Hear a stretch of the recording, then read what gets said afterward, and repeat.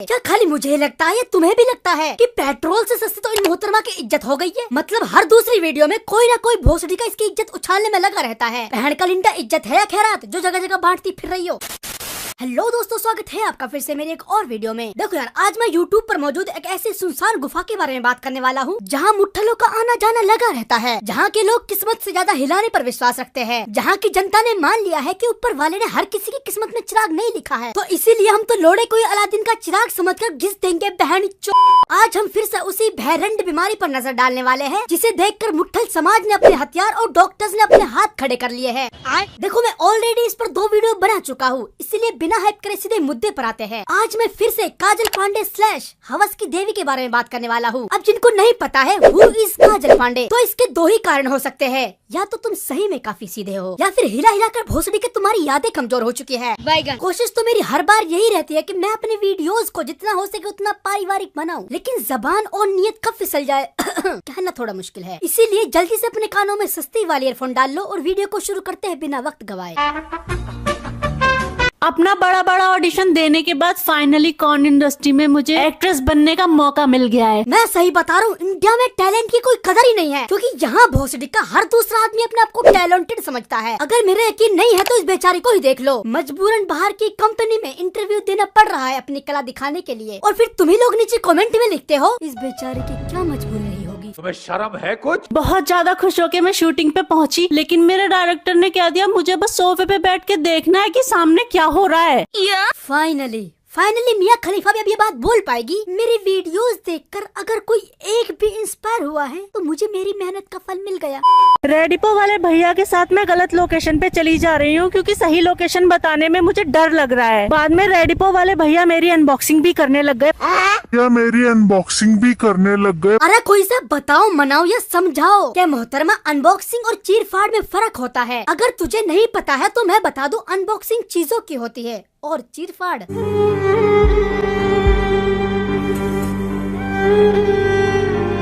पर मैं उन्हें कुछ नहीं बोल सकती क्योंकि मैं इंट्रोवर्ट हूँ ना। शुक्र है ऊपर वाले का कि इस बवासीर औरत ने कंटेंट क्रिएशन को ही अपना करियर चुना, वरना अगर करियर ऑप्शन में बायोलॉजी टीचर चुना होता तो आज स्कूल और कोठे में फर्क करना मुश्किल नहीं नामुमकिन हो जाता।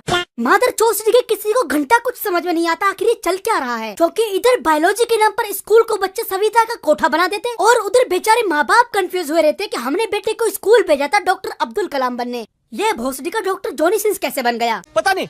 जिम में वर्कआउट करने के बाद एक केला लेना बहुत जरूरी है, ट्रेनर ने मुझसे कहा था आज। वैसे तो बहुत दिक्कत हो रही थी पर मैंने तेल लगा के ले लिया था। अरे बाप रे। तुम मानो या ना मानो, लेकिन हकीकत यही है, जिस हिसाब से या जिस रफ्तार से लंबी लंबी फल सब्जियां भुंड विच डाली जा रही है, वो दिन दूर नहीं जब खीरा लेने के लिए सब्जी मंडी नहीं पड़ोसन के बगीचे में जाना पड़ेगा। आत्महत्या बहन चो। वैसे तो बहुत दिक्कत हो रही थी पर मैंने तेल लगा के ले लिया था। बाकी सब तो ठीक था, लेकिन केले का प्रमोशन करने का तरीका थोड़ा चिपचिपा था। अबे साले। मैं आज बहुत खुश थी क्योंकि मेरे दोस्त ने मुझे मीट खाने के लिए उसके घर पे इनवाइट किया था, पर जब मैं उसके घर पहुंची तो पता चला उसने मीट खाने के लिए नहीं बल्कि चूसने के लिए इनवाइट किया था। धोखा हुआ इस बेचारी के साथ। इंसानियत नाम की कोई चीज होती है यार, मतलब साथ में चूसने के लिए काला अंगूर तो दिए ही नहीं। क्या मतलब सरप्राइज को रिवील नहीं करते?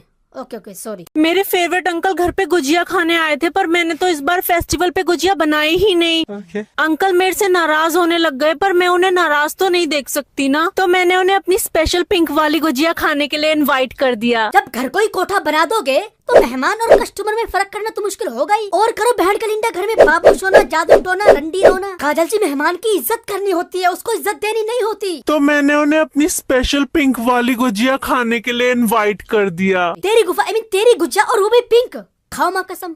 और अभी तो रुको, बात अभी यहाँ खत्म नहीं हुई। इस वीडियो का ये कमेंट पढ़ने के बाद तुम भी यही बात बोलोगे, इतना अंधविश्वास। इसे देखने के बाद एक वक्त साला अंधभक्त भी शर्मा जाए। बिना देखे बता सकता हूँ इसका पिंक कलर का है। इतने यकीन से तो इसके पैदा होने पर डॉक्टर ने नहीं बताया होगा कि भाई साहब आपका लड़का पैदा हुआ है या लड़की। जितने यकीन से इस बहन के सिलौटे ने ये बता दिया इसका पिंक कलर का है। तुम अपने हो, इसीलिए एक अंदर की बात बताता हूँ। 80% ब्रेकअप और डिवोर्स का असल रीजन यही होता है कि गोरी लड़की देखी नहीं, इसकी तो पक्का गुलाबी ही होगी। ठीक उसी तरह काला लड़का देखा नहीं के इसका तो पक्का 8 इंच का ही होगा। इसीलिए मेरी तुम सभी से गुजारिश है कि बाहर के ब्रीड के चक्कर में मत पड़ो। तुम्हें जैसा मिल रहा है या मिल रही है उसमें खुश रहो, क्योंकि कुछों को तो वो भी नसीब नहीं होती।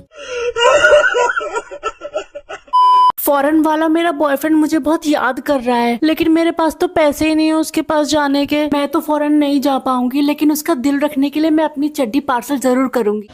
मैं अपनी चड्डी पार्सल जरूर करूंगी।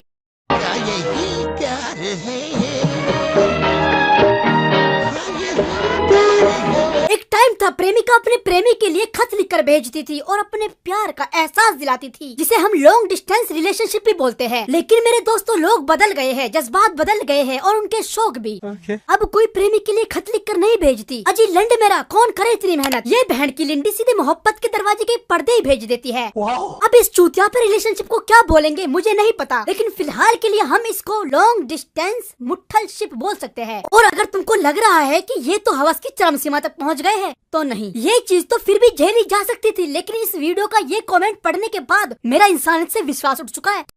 10 दिन पहनकर बिना धोया भेजना, आय हाय हाय हाय, आथू, जहर दे दो कोई मुझे। कभी कभी मुझे लगता है क्या मैं ही ज्यादा समझदार हूँ या केवल इन भोसड़ी वालों पर किसी ठरकुल्ले बाबा का आशीर्वाद है। आखिर इतनी हवस आती कहाँ से है इनमें। जॉब के इंटरव्यू के लिए मैं गई थी, जिसमें मैं सिलेक्ट भी हो गई हूँ। अब मैनेजर ने कहा है कि वो मेरे साथ दबा के काम करेगा। देखो, जो भी मेरी ये वीडियो देख रहा है, मेरा एक सवाल है तुम सभी से, क्या खाली मुझे ही लगता है या तुम्हें भी लगता है कि पेट्रोल से सस्ती तो इन मोहतरमा की इज्जत हो गई है। मतलब हर दूसरी वीडियो में कोई ना कोई भोसड़ी का इसकी इज्जत उछालने में लगा रहता है। कभी रैपिडो वाला, कभी इसका दोस्त, कभी इसका फेवरेट अंकल और अब तो इसका मैनेजर भी। बहन का लिंडा इज्जत है या खैरात जो जगह जगह बांटती फिर रही हो।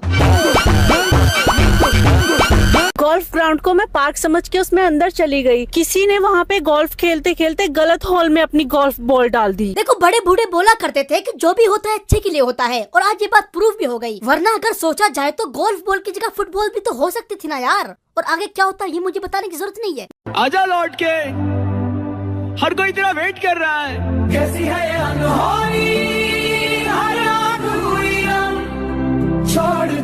देख भाई, हाथ जोड़ के विनती करता हूँ, जिस किसी ने भी मेरी गुड़िया बना रखी है, प्लीज यार यूट्यूब वाली पिन निकाल दे। इतनी एक्स्ट्रा मेहनत कर रहा हूँ और पिछले 3 साल से यूट्यूब पर घिस रहा हूँ, लेकिन फिर भी अभी तक चैनल मोनेटाइज नहीं हुआ है। तो थोड़ी दरिया दिली दिखाकर भाई बस यूट्यूब वाली पिन निकाल दे प्लीज।